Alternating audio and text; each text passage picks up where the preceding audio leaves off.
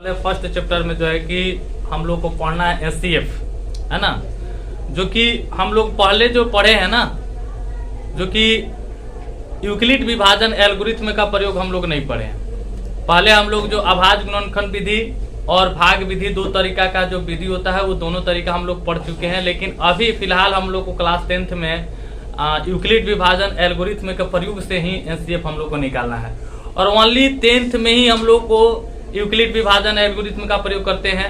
बाकी जो है कि और क्लास में जो है हम लोग को वो प्रयोग करना नहीं है।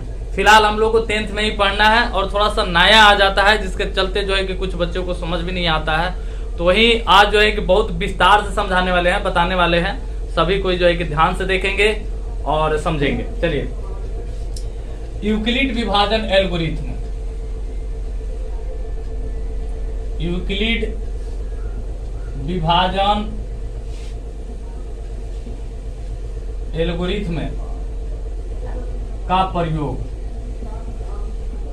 इसके आगे और भी कुछ बताएंगे, लेकिन फिलहाल हम लोग को जानना है A equal b q plus r, A equal b q plus r, A बराबर बी क्यू प्लस आर, और यहाँ पर है 0, और यहाँ पर देख रहे हैं कि ऐसे सिंबल है जो छोटा बड़ा जो है कि करने के लिए हम लोग छोटे छोटे क्लास में पढ़ चुके हैं, जो छोटा और बड़ा का चिन्ह होता है ये।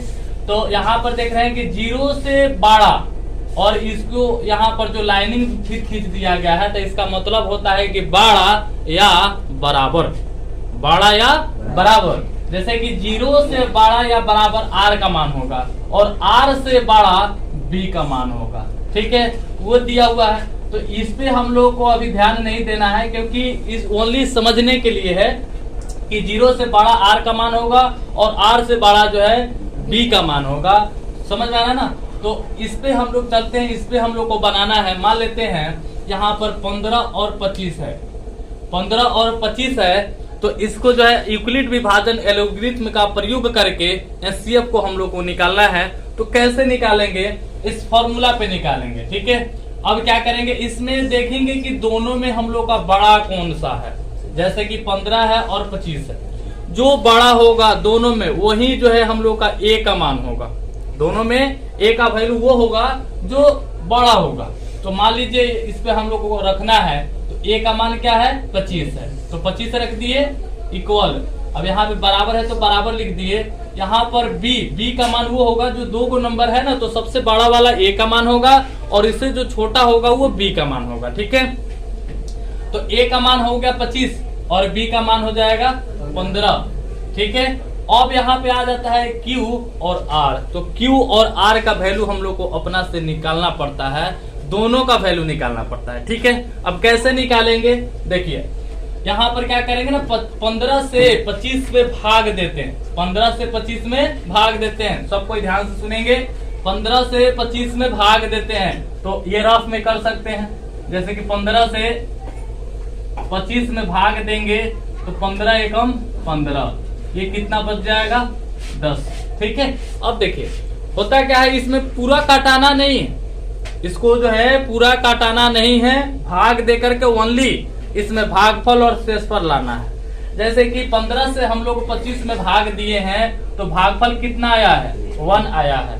तो वही जो है कि Q का वैल्यू हो जाएगा 1 है, और यहाँ पर प्लस में R है, तो यानी रिमाइंडर होता है, जो कि शेषफल हम लोग का कितना है?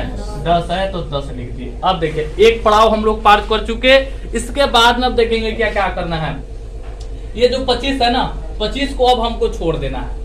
अब जो है 2 नंबर से, इससे और इससे मतलब रखना है, बाकी इसको छोड़ देना है, हटा देना है। तो बाकी किससे मतलब रखना है? 15 से और 10 से। तो फिर 15 कहाँ चला आएगा? बाहर हमारा, तो 15 हो जाएगा, बराबर हो जाएगा 10। ठीक है, फिर वही प्रक्रिया जो पहले किए थे। फिर 10 से क्या करेंगे, इसमें हम लोग भाग देंगे। 10 से क्या करेंगे?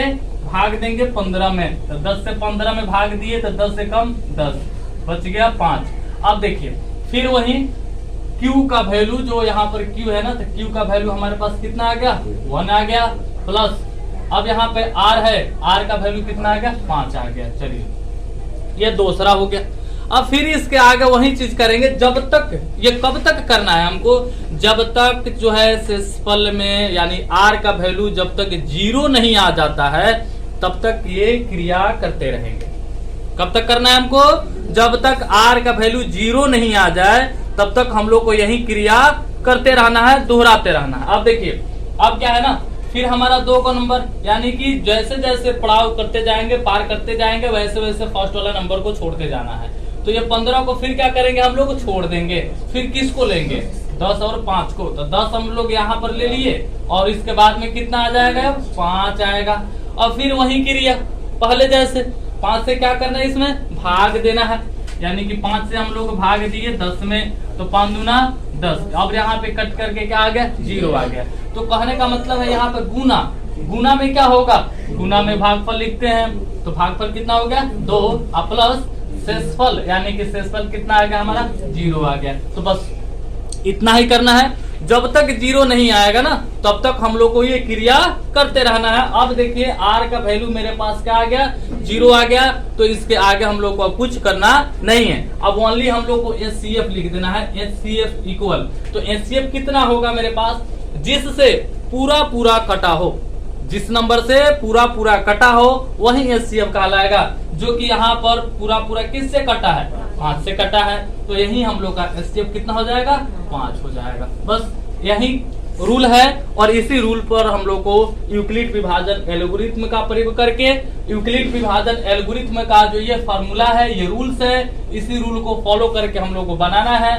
और ये नहीं कि हम लोग पहले पढ़ चुके हैं अभाज्य गुणनखंड विधि और विभाजन विधि, है ना, भाग विधि जिसको कहते हैं विभाजन विधि, उससे जो है कि महस और लहस दोनों निकालना सीख चुके हैं। और दोनों अगर नहीं सीखे हैं, अगर नहीं पता है तो चैनल पर जा करके देख सकते हैं, वीडियो उसके लिए बना करके डाल चुके हैं, उससे सीख सकते हैं।